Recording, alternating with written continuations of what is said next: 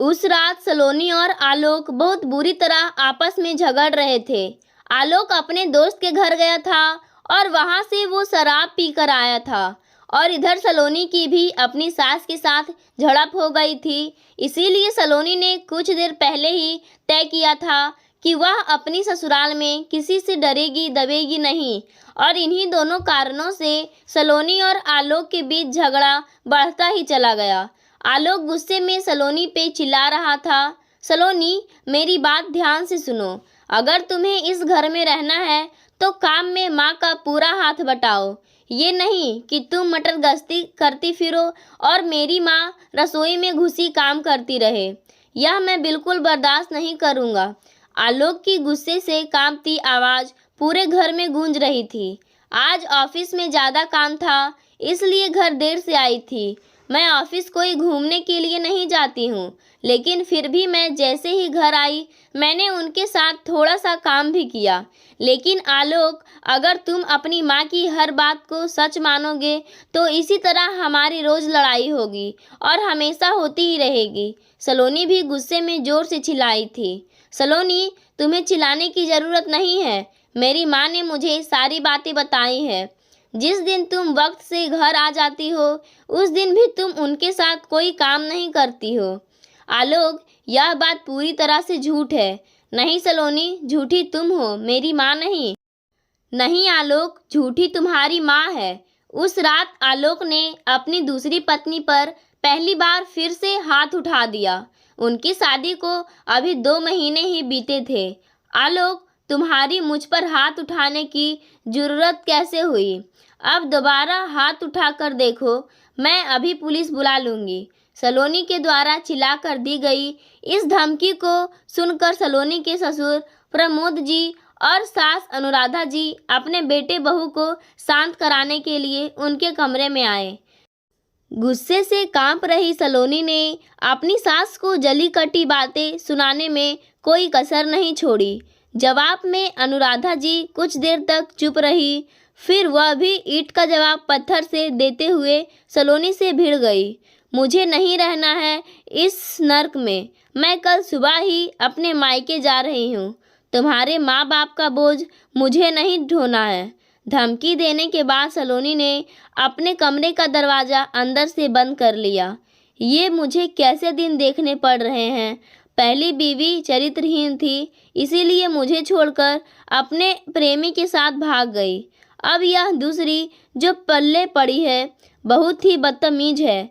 अपने आप को कोसता आलोक उस रात सोफे पर ही सो गया। अगले दिन रविवार था। आंखों में गुस्सा भरे जब 10 बजे के करीब सलोनी अपने कमरे से बाहर आई तो उसने आलोक को ड्राइंग रूम में मुंह लटकाए बैठे हुए पाया। उसके पूछे बिना आलोक ने उसे दुखी लहजे में बताया, मम्मी पापा सुबह की गाड़ी से मामा जी के पास मेरठ चले गए हैं। क्यों? चाय बनाने रसोई में जा रही सलोनी ने ठिठक कर पूछा। उनके जाने का कारण समझना क्या मुश्किल है? मुझे ज़बरदस्ती कसूरवार मत ठहराओ आलोक, प्लीज़। तुम्हारी माता जी ने मुझे एक की 4 बातें सुनाई थी, तब तो तुम्हारा मुंह नहीं खुला और अब वो लोग चले गए तो तुम मुझे दोष दे रहे हो। सलोनी, मैं तुम्हें दोष नहीं दे रहा हूँ। तुम्हें तो पता है मम्मी पापा दोनों ही बीमार रहते हैं। घर से दूर जाकर उनकी कैसी भी दुर्गति हो, तुमको उससे क्या लेना देना? आलोक गुस्से में बोला। आलोक, जब आज मैं ही घर छोड़कर जाने वाली थी तो तुमने उन्हें रोका क्यों नहीं? मैंने बहुत कोशिश की पर पापा नहीं माने। वे कब तक लौटेंगे कुछ बताकर भी नहीं गए हैं। आलोक ने थके हारे अंदाज में अपना चेहरा हथेलियों से रगड़ा तो सलोनी भी कुछ उदास सी हो गई। दोनों दिन भर सुस्त ही रहे, पर शाम को उनका बाजार घूमने का कार्यक्रम बन गया। पहले उन्होंने कुछ खरीदारी की और फिर खाना भी बाहर ही खाया। उस दिन सलोनी को जी भर के घुमाया फिराया, लेकिन आलोक को एक बार भी अपने माता पिता का ध्यान नहीं आया। अगले 2-3 दिन उनके बीच झगड़ा नहीं हुआ। फिर एक दिन ऑफिस से सलोनी देर से लौटी तो आलोक उसे उलझ पड़ा।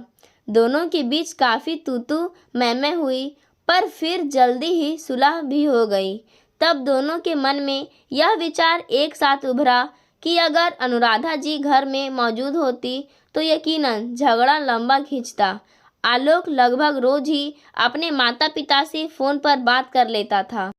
सलोनी ने उनसे पूरा हफ्ता बीत जाने के बाद बात की थी।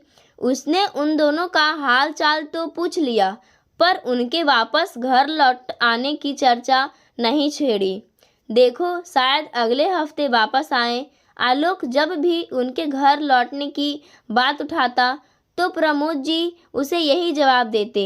अब उन्हें मेरठ गए 1 महीना बीत गया तो सलोनी और आलोक के मन की बेचैनी बढ़ने लगी। पड़ोसी और रिश्तेदार जब भी मिलते तो अनुराधा जी और प्रमोद जी के लौटने के बारे में ढेर सारे सवाल पूछते। तब उन्हें कोई झूठा कारण बताना पड़ता और यह बात उन्हें अजीब से अपराध बोध का शिकार बना देती। लोगों के परेशान करने वाले सवालों से बचने के लिए आलोक और सलोनी ने मेरठ जाकर उन्हें वापस लाने का फैसला कर लिया। अब वहां पहुंचकर उनसे बहस में मत उलझना। उन्हें मनाने को अगर सॉरी बोलना पड़े तो बोल देंगे। उनको साथ रखना हमारी जिम्मेदारी है, मामा जी या किसी और को नहीं। आलोक सारे रास्ते सलोनी को ऐसे ही बातें समझता रहा। सलोनी और आलोक मामा मामी के यहाँ 2 दिन बिताने के लिए शुक्रवार की रात को करीब 9 बजे उनके घर पहुँच गए। उन दोनों से मामा मामी बड़े प्यार से मिले। उनकी नज़रों में अपने लिए नाराज़गी के भाव ना देखकर सलोनी मन ही मन हैरान हुई। दीदी और जीजा जी खाना खाने के बाद पार्क में घूमने गए हैं। अपने मामा की यह बात सुनकर आलोक हैरान रह गया। पापा मम्मी घूमने गए हैं, उन्होंने यह आदत कब से पाल ली? आलोक की आंखों में अविश्वास के भाव पैदा हुए। वे दोनों अब नियम से सुबह भी घूमने जाते हैं।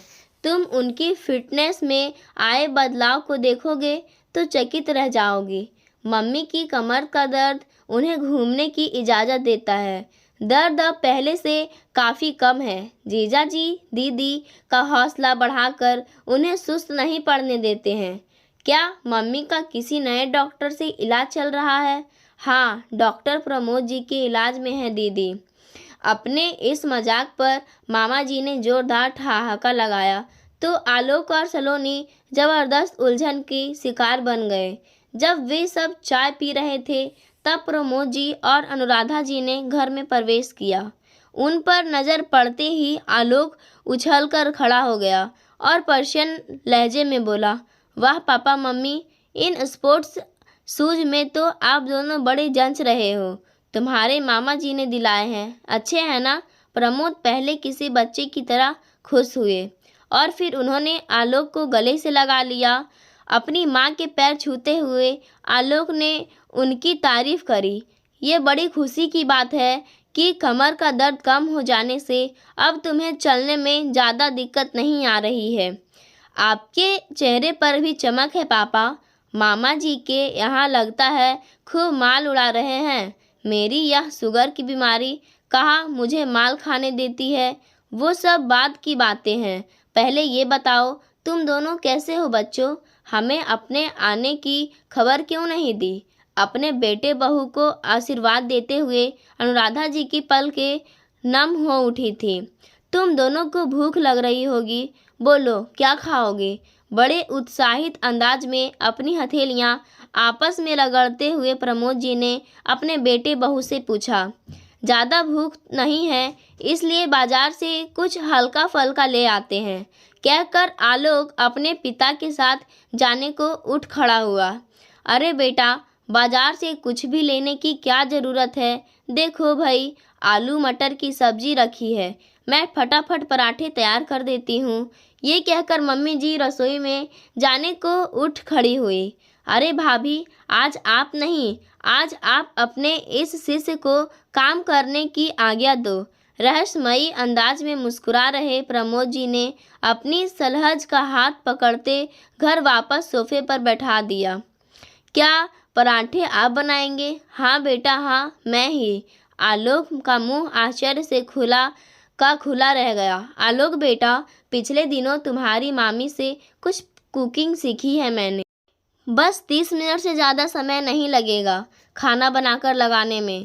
तुम दोनों तब तक फ्रेश हो जाओ। अपने बेटे का गाल प्यार से थपथपाने के बाद प्रमोद जी सीटी बजाते हुए रसोई की तरफ चले गए।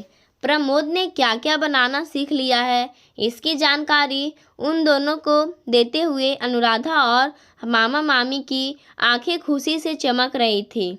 मटर पनीर कोफ्ते, बैगन का भरता, भरवा, भिंडी, ये क्या कह रहे हैं आप लोग? पापा ये सब बना सकते हैं? मुझे तो विश्वास ही नहीं हो रहा है। लेकिन यह चमत्कार कैसे हुआ? आलोक सचमुच में बहुत ही ज़्यादा हैरान नज़र आ रहा था, क्योंकि प्रमोद जी को तो पहले चाय भी ढंग से बनानी नहीं आती थी।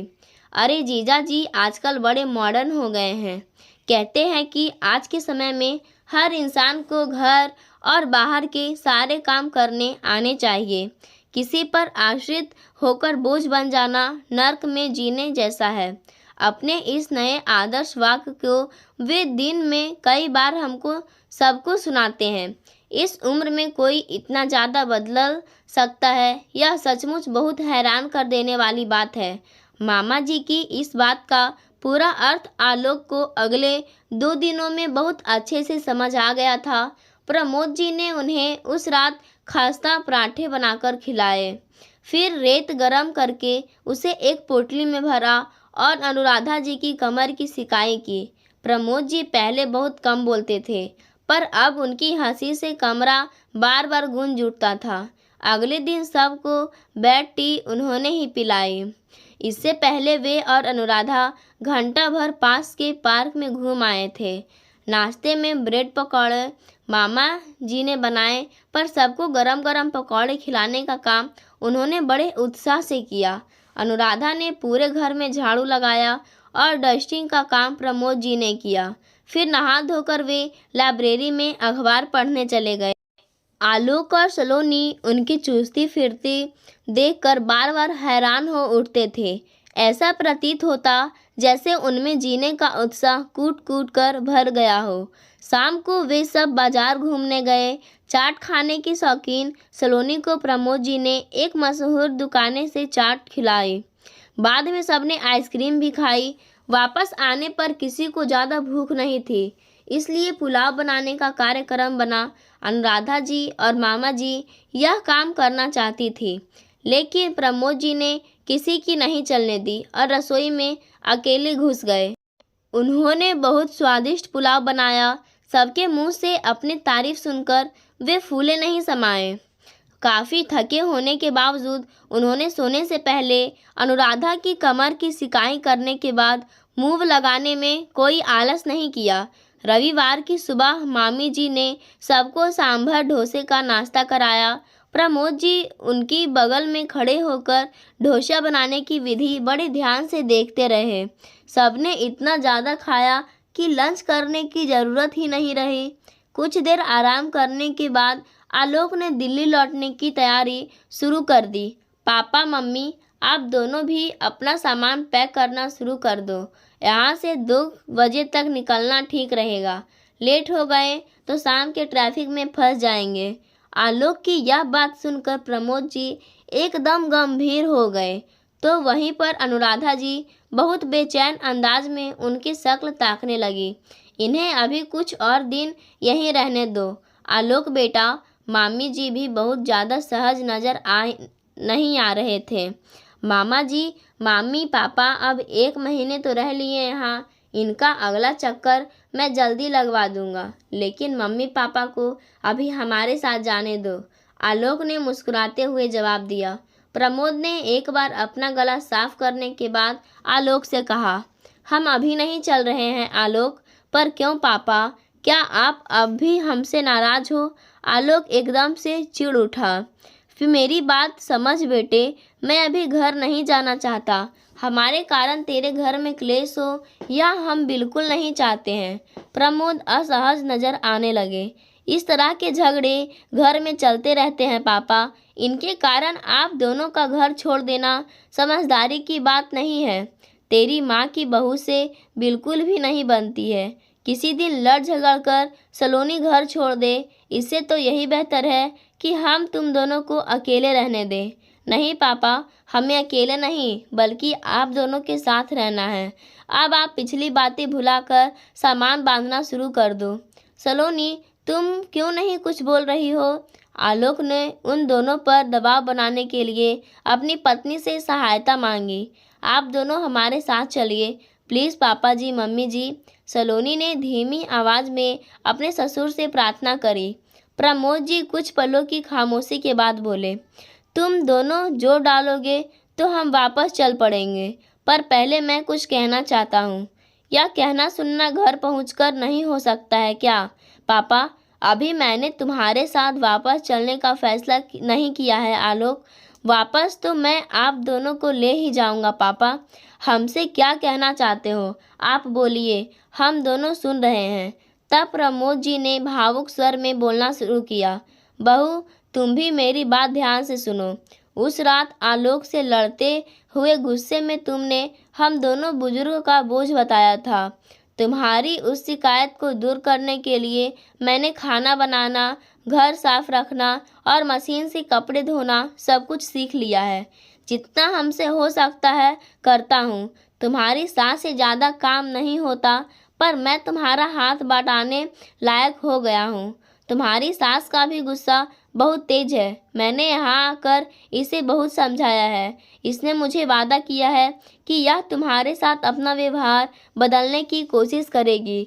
उस रात आलोक से झगड़ते हुए जब तुमने घर छोड़कर मायके चले जाने की धमकी दी तो मैं अंदर तक कांप उठा था। उसी रात मैंने ये फैसला कर लिया था कि घर में सुख शांति बनाए रखने को अगर कोई घर छोड़कर जाएगा तो वे तुम्हारी सास और मैं, तुम नहीं। बहू, आलोक को अपनी पहली पत्नी से तलाक आसानी से नहीं मिला था। जिन दिनों केस चल रहा था हम शर्मिंदगी के मारे लोगों से नज़र नहीं मिला पाते थे। उनके सवालों के जवाब देने से बचने के लिए हमने घर से निकलना बिल्कुल कम कर दिया था।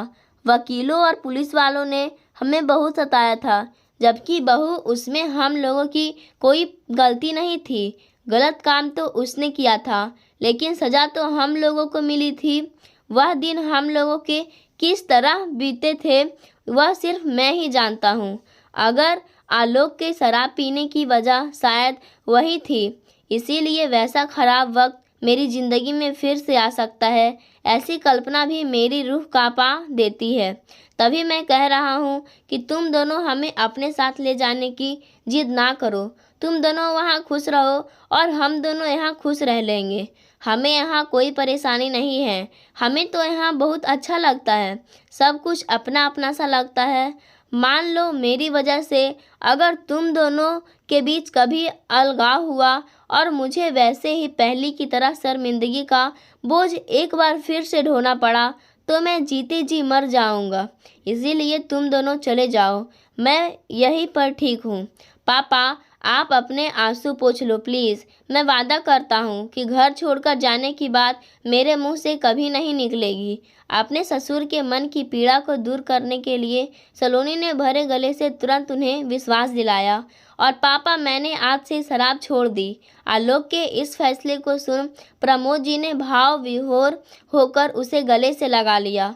अनुराधा, तुम पैकिंग शुरू करो और मैं इस खुशी के मौके पर सबका मुंह हलवे से मीठा कराता हूँ। बहुत खुश नजर आ रहे प्रमोद जी ने अपने बहू बेटे के सिर पर हाथ रखकर आशीर्वाद दिया और फिर रसोई की तरफ चले गए। अनुराधा जी ने सारी पैकिंग कर ली थी। तब तक प्रमोद जी ने हलवा बना लिया और हलवा लेकर बाहर डाइनिंग टेबल एरिया में आ गए। सबने बैठकर एक साथ हलवा खाया। तभी आलोक ने अपने मम्मी पापा को इतना ध्यान रखने वाले मामा मामी से कहा, आप लोगों ने मेरी मम्मी पापा का बहुत ध्यान रखा। मेरी वजह से परेशान होकर मम्मी पापा यहाँ आ गए थे, लेकिन आप लोगों की वजह से आज वो बहुत खुश है। यह बात मैं कभी नहीं भूल सकता। और साथ ही सलोनी ने भी मामा मामी को धन्यवाद कहा और कहा, ऐसे मामा मामी हर किसी को मिले। आज अनुराधा जी को अपने मायके वालों पर बहुत गर्व हो रहा था। मम्मी पापा के हमारे साथ जाने से मामा मामी थोड़े उदास हो गए थे, लेकिन फिर पापा जी कुछ कुछ बातों से उन दोनों के चेहरे पर हंसी आ गई और हम सब अपने घर के लिए वहाँ से निकल लिए। दोस्तों, आज की ये इमोशनल कहानी आप सबको कैसी लगी हमें कमेंट के माध्यम से ज़रूर बताएं, और चैनल पर पहली बार आए हैं तो हमारे चैनल को सब्सक्राइब ज़रूर करें। धन्यवाद।